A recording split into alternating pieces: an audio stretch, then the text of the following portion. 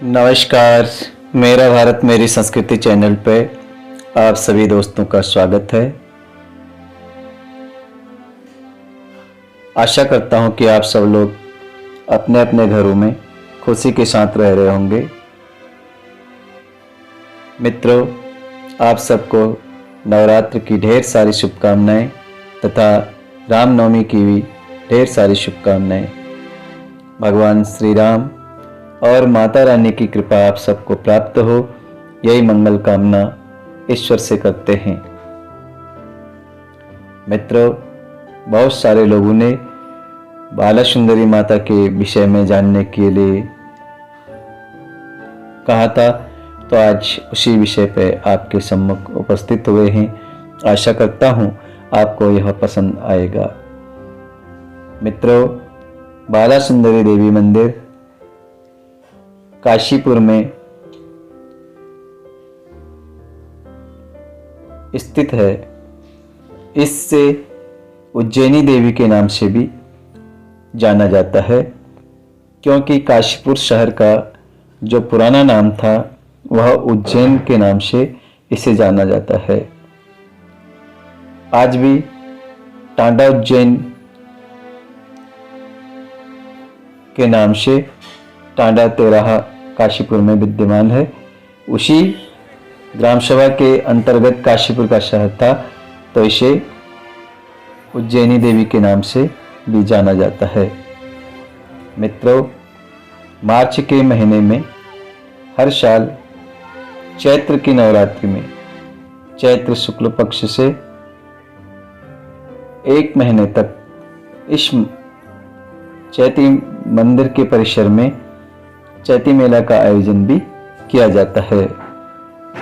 मित्रों, बाला सुंदरी देवी का जो पौराणिक मंदिर है वह काशीपुर में पंडा मोहल्ले में स्थित है।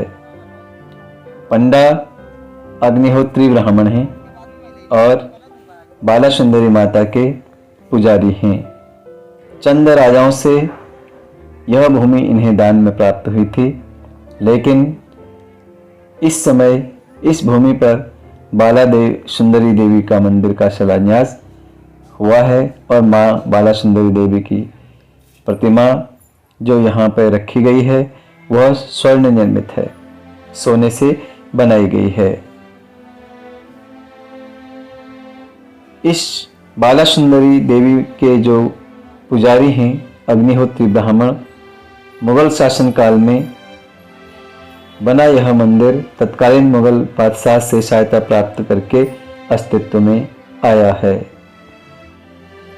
मित्रों, बाला सुंदरी देवी मंदिर में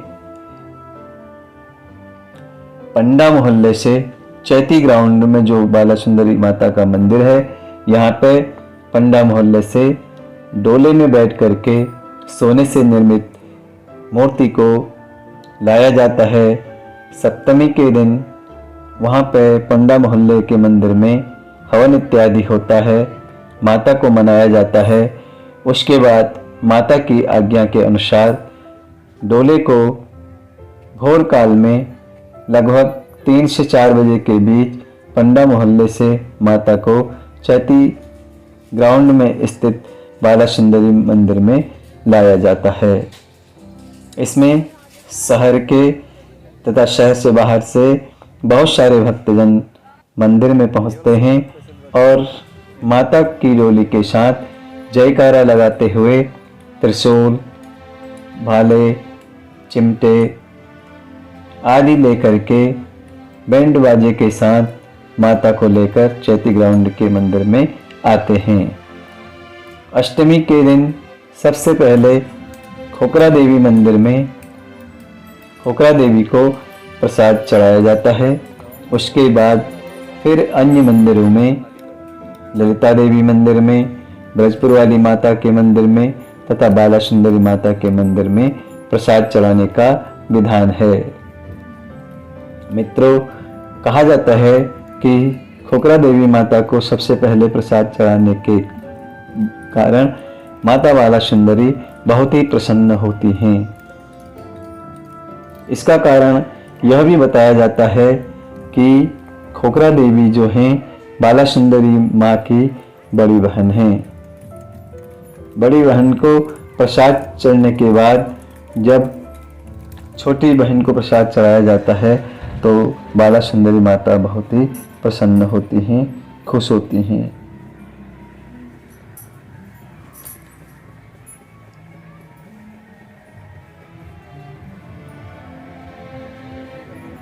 माता बाला सुंदरी के इस मंदिर को पौराणिक कथाओं के अनुसार शक्तिपीठ कहा गया है।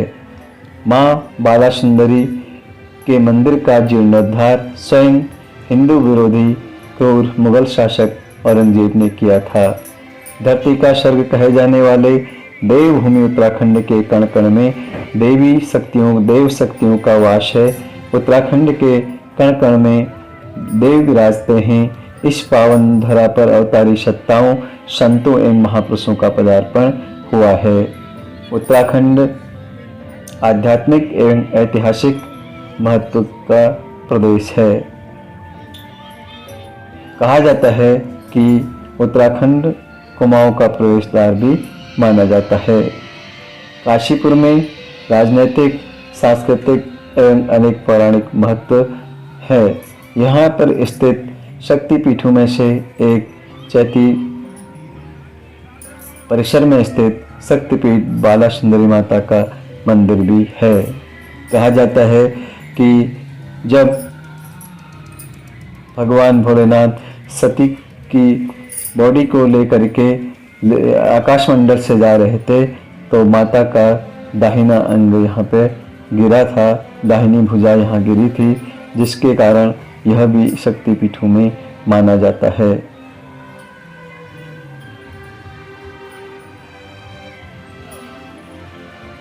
माता के प्रांगण में चैत्र मास में प्रसिद्ध मेला लगता है।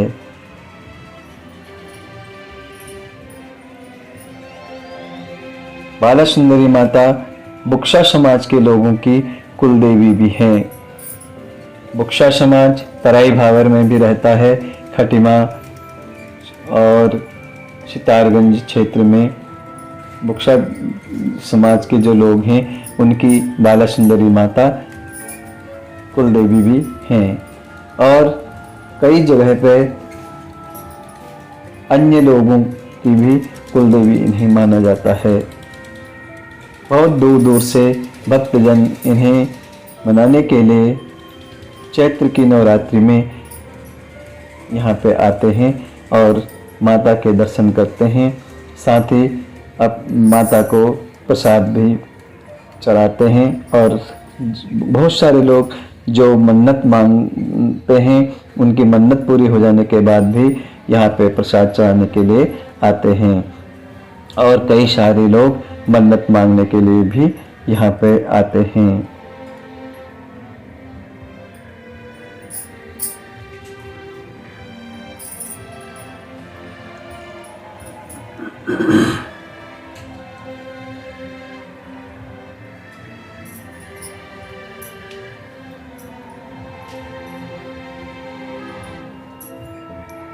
बाला सुंदरी माता चैती के मंदिर में 3 से 5 दिन तक निवास करती हैं। कभी 3 दिन रहती हैं तो कभी 5 दिन इस मंदिर में निवास करती हैं। करीब 1 माह तक चलने वाले इस मेले में लाखों श्रद्धालु पहुंचते हैं। मंदिर परिसर में एक विशाल कदम्ब का वृक्ष है जो नीचे से खोखला होने पर भी ऊपर से हमेशा हरा भरा रहता है। इसे माँ की महिमा का प्रतीक माना जाता है। माता को छाया देने के लिए ऐसा वृक्ष यह खड़ा है जिसमें पीपल, पिलखन, बरगद, गुलर व आम की पत्तियां भी हैं। जो भी भक्ति श्रद्धापूर्वक यहाँ आता है माँ बाला सुंदरी उसकी मनोकामना को पूर्ण करते हैं। यहाँ पर खाज खुजली की देवी का मंदिर भी है। चर्म रोग से पीड़ित लोग यहाँ आकर के पूजा अर्चना करते हैं तथा चर्म रोगों से उन्हें माता की कृपा से आराम मिलता है। अनेक विशेषताओं और विशिष्टताओं को अपने आप में संजोए इस पीठ का अपेक्षित जितना भी विकास होना चाहिए था वह नहीं हो पाया है। आज इस क्षेत्र के उचित विकास के साथ साथ इस मंदिर को धार्मिक पर्यटन मानचित्र में अंकित किए जाने की भी आवश्यकता है।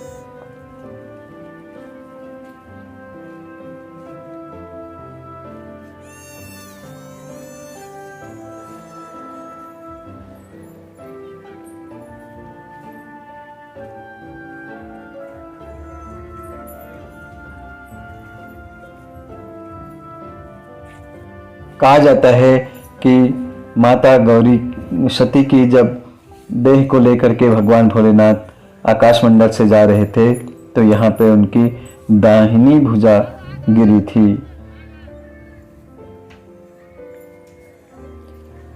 यहाँ पे भगवान शिव, काली के अलावा अन्य मंदिर भी हैं। चैती मंदिर के पास मोटेश्वर महादेव का मंदिर भी स्थित है, जिसे भी शक्तिपीठ के नाम से ही जाना जाता है। मोटेश्वर महादेव के मंदिर की कहानी के विषय में जो जानकारी है उसके विषय में कहा जाता है कि यहाँ पे गोविशाल नाम का एक किला भी है, जहाँ पे पांडव अज्ञातवास में रहे थे और भीम के द्वारा स्थापित जो यहाँ पे लिंग है वही मोटेश्वर महादेव के नाम से जाना जाता है।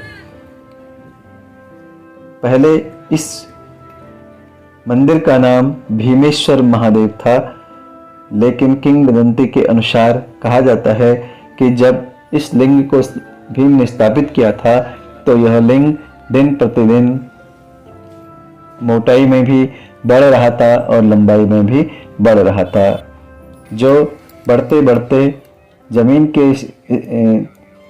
से उठकर आज 2 मंजिले में विद्यमान है।